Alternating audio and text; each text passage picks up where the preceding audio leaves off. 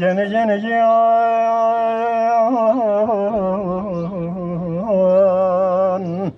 okumayı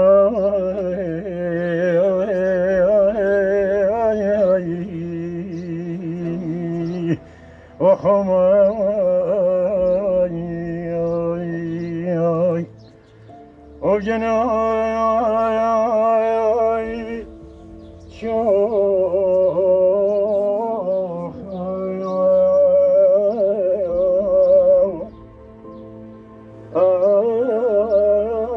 ağrım tevar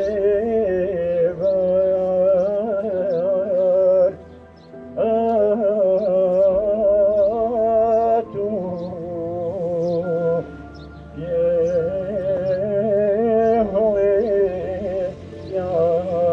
yaşır o gene